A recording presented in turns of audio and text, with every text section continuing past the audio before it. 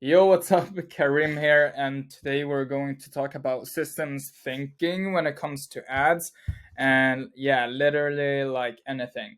To be honest, I don't do like ads on Facebook or anything myself, but I've done in the past like a lot of thinking behind ads, and like I wouldn't say that I'm a master in it at all, but I understand this one thing, and this thing can improve everyone's ads. I'm 100% sure about this, and today we're going to learn about it. So, if you're that kind of person that says, like, yeah, my ad doesn't perform good, uh, this video is for you because you are wrong, and I gotta tell you that. And if you say like, yeah, my email marketing campaign is not good, or like, yeah, anything, literally anything that has a process in it, and that's almost anything in the world. So let's start. So scroll down here.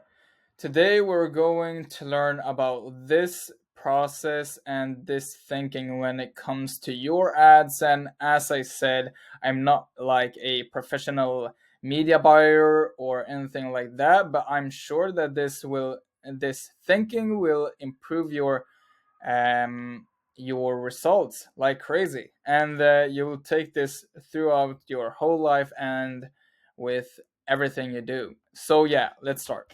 So to really understand what makes a bad ad, we gotta know that how we think.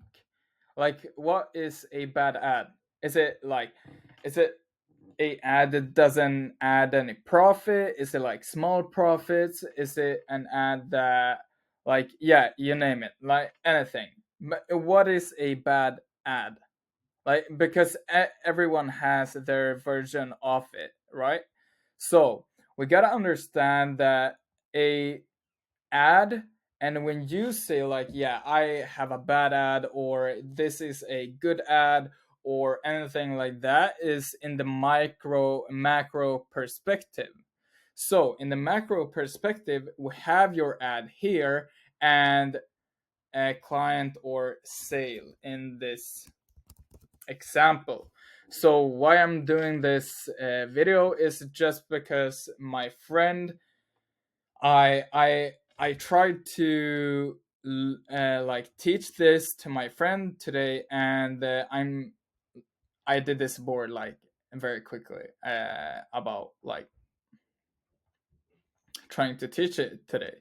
So here's your ad, and here's the sale, right? So between these, there is like this. So it is subsystems and variables to them, right? And to really understand what you need to change, we gotta use metrics. Metrics is our god here, right? Because without metrics and reading metrics, you're like probably not successful, to say that. And if you are, it's not sustainable, and you're going to the like you're going to die. And yeah, just because like with metrics you can decide whether it is like, okay, I'm gonna just walk you through this system, right? So we have subsystems here, and we have variables, and in the macro perspective we have the ad and the sale, right? And the sale maybe is here, and between these two there is um like a lot of stages for every stage, right? So when you do a ad, it's not like, okay, you create an ad and you get the sale or not, and that decides whether it's a good ad or not. So really in this, you gotta know about the like bottlenecks, and the bottleneck is really how good your ad is, because your sales and your rate just depends on like the smallest bottleneck, like the tightest bottleneck in the system. So, how to identify bottlenecks? We need to go down and like deep dive into the system and really know like why our ad is performing bad or good or anything. And we need to know if something is good or bad. And not only that, we need to know why. So that is the winning questions. Like, why is it performing good? Why is it performing bad? Or anything like that. So let's say that we don't get any sales from our ads. Should I just remove the ad, or what should I do? So, yeah, if I was in a situation where I have an ad and I don't get many sales to my product or anything, I wouldn't just say like, okay, delete this ad, never look at it again, and then we create a new one. So that is like really dumb, to be honest. So let's say that our conversion rate, like I've taken these like subsystems and the most important ones, and there are much more into it, but this is just a quick explanation. So let's say that the first step in creating an ad is to get a stranger to like get attention, right? So I've created this like first step, and that is like pain point into attention, right? And in this we have variables, which is headline, creative, first 3 seconds, right?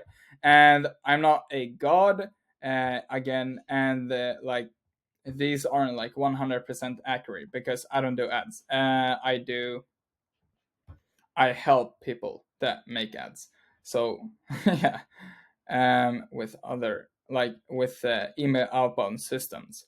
But yeah, this is literally my thinking process around everything in systems. So in this, from creating a like attention from their pain point and really creating a stranger into like an attention, like like getting the attention from a stranger, it like depends on the variables, which is headline, creative, first 3 seconds. And then we come to step two, which is which is attention to interest. So right, what does like what creates interest from their attention, right? And then I wrote like offer and ad copy. So the offer and the ad copy creates the interest from the attention they've gotten. And all of this is metrics. And from interest to the checkout or the landing page or anything is authority, brand, call to actions, right? And from the checkout to the final sale, there is like, yeah, much more things, but call to actions, build authority, like great deals or no deals at all, but you have a lot of like authority, but you have a really really good brand and maybe a little less of offers and stuff like that, but you still gotta have a call to action. That is never bad to have. So right. So from this we've gotten a whole different like system thinking and a whole different like view and paradigm on whether a ad is bad or not. So let's say that these two steps are really great. Like there are like crazy, like I haven't like thought about like rates and stuff, their percentage, but let's say that a lot of people watch our ads. So everyone, we say that 100% of people stop by and see our ads. So we have a great like offer, ad copy, headline, creative, and everything like that, but no one goes to the checkout, or no one just like goes to the landing page. So what we have here is a great ad, like ad copy, offer, headline, creative, first 3 seconds. But maybe, as we see at the variables, we have like bad authority, we have a bad brand, and maybe we have an awful call to action, and therefore they don't take action and they don't go to the next step, right? So from this step, we do change the, like, we build a call to action, which is great, and we give them like social proof, and we have like branding, which is really great and builds like a feeling of, I don't know, greatness and everything that your market, like all of your markets, like latent patterns and latent conditions. And so let's say that we fix that, and then our ad is like crazy good again. And everyone goes to the checkout. Let's say again, like 100% people goes to the checkout, but we only get like one sale, right? So out of 100, we like 99% just like stopped at the checkout. Like there's much more than CTA, I think, but yeah. So maybe our CTA in the checkout is like really bad. So what we need to do here is to change this, and from this perspective and paradigm, we can decide and we can use metrics to leverage the knowledge of what is whether good or bad, or like what we really need to change. Because if you were just to like throw this whole fucking system away, we maybe miss out on the like crazy good offer and ad copy and I don't know what. But we maybe miss out on that just because we are having an ego and think that we are the best people in the world, and not looking at the metrics, because the metrics decide whether it's good or not, and like the subsystems and the variables. So what we need to do here is to change the variables, and that really creates everything. So that is what I come to again, that now we've identified the bottleneck. And in this case, let's say like the interest to like action step to checkout, let's say, or to landing page, that is like greater, or like shop, like web shop or anything. Like that they have the attention, they have the interest in the product or like in the offer, and like everything seems great, but no one clicks to like the shop, the web shop, the landing page. So what we do here is that we have what we have here is that we have like 100 people here, but here it ends up with 0, right? So what we know here is that we have a bottleneck here. We have a really tight bottleneck that equals like 0 sales, and that is the end goal. But what we have here is a very good, like in the metrics, we have like very good results in the like attention to interest, like and getting attention. So like I've seen so many people like miss out on this, and just because they like don't think about these things. So yeah, that is like everything for this video, and I just want you to take with you that like save the metrics is everything, and like you are not the god at ads.